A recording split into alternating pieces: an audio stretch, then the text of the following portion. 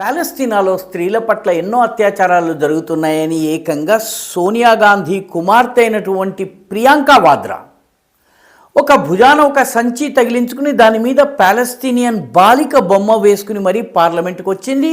పార్లమెంటులో పాలస్తీనియన్ బాలికల పట్ల మహిళల పట్ల జరుగుతున్నటువంటి అత్యాచారాల గురించి ఎత్తి చూపేందుకే తాను ఈ పని చేసినట్టుగా ఆమె చెప్పింది.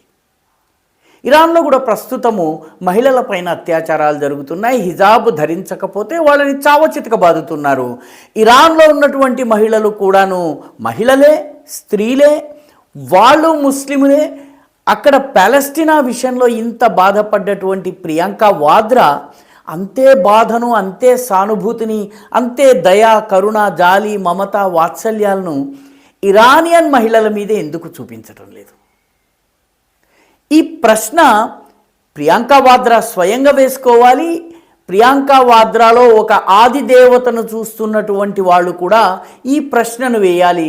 పాలస్తీనా మహిళల గురించి కారినటువంటి కన్నీరు ఇరానియన్ మహిళల దగ్గరకు వచ్చేటప్పటికి ఎందుకు ఇంకిపోతోంది?